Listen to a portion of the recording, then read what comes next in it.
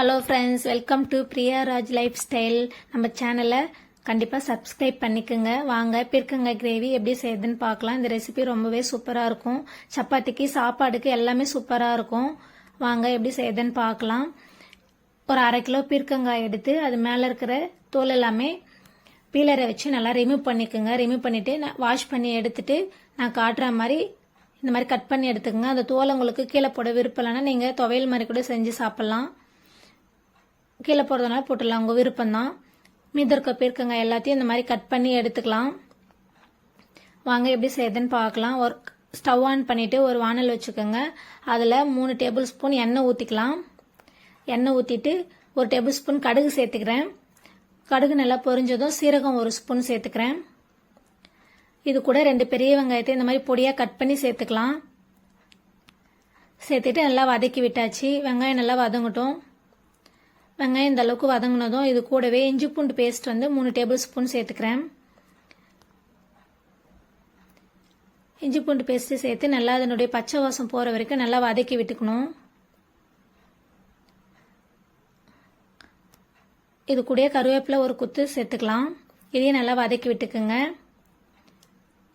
நம்ம கட் பண்ணி வச்ச பீர்க்கங்காயை இப்போ சேர்த்துக்கலாம். சேர்த்துட்டு இதை நல்லா வதக்கி விட்டுக்கணும். பீர்க்கங்காய் நம்ம கட் பண்ண அளவுலேருந்து லைட்டாக சுருங்கி வரணும்.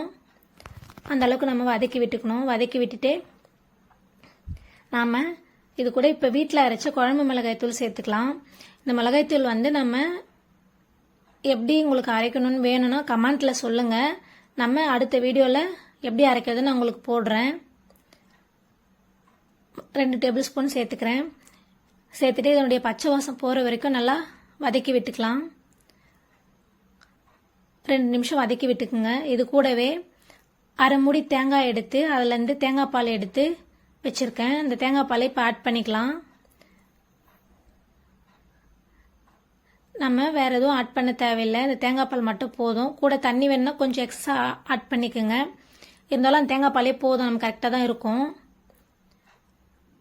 உங்களுக்கு ரொம்ப திக்காக இருக்க மாதிரி தோணுச்சுன்னா கொஞ்சம் தண்ணி ஆட் பண்ணிக்கோங்க. இப்போ இந்த ரெசிபிக்கு தேவையான உப்பு சேர்த்துக்கலாம். அவ்வளோதான். இது நல்லா கலந்து விட்டு மூடி விட்டுக்கலாம்.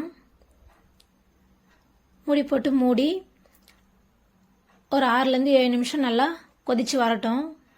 கொதிச்சு வந்துருச்சு. இந்த அளவுக்கு நல்லா எண்ணெய் பிரிஞ்சு வந்துருக்கு பாருங்கள். உங்களுக்கு எப்படியே வேணுனாலும் எடுத்து வச்சுக்கலாம். இல்லை கிரேவி மாதிரி வேணும்னா இன்னும் கொஞ்சம் கூட கொதிக்க வச்சுக்கலாம். எனக்கு இந்த அளவுக்கே போதும், அதனால் நான் ஆஃப் பண்ணிக்கிறேன். நாங்கள் சப்பாத்திக்கு தான் சாப்பிட போகிறோம் இன்னைக்கு. இது கூட லாஸ்ட்டாக கொத்தமல்லி தூவி விட்டுக்கலாம். கண்டிப்பாக இந்த ரெசிபி செஞ்சு பாருங்கள். இட்லி, தோசை, சப்பாத்தி, சாதம் எல்லாத்துக்குமே செட் ஆகும். அதனால் கண்டிப்பாக ட்ரை பண்ணி பாருங்கள். ரொம்ப ஈஸியாக இருக்கும். சிம்பிளாக செஞ்சு முடிச்சிடலாம் சீக்கிரமாகவே. கண்டிப்பாக இந்த வீடியோ உங்களுக்கு பிடிச்சிருந்தா லைக் பண்ணுங்கள், கமெண்ட் பண்ணுங்கள். கமெண்ட்டில் எப்படி இருந்துச்சுன்னு சொல்லுங்கள். சப்ஸ்கிரைப் பண்ணுங்கள்.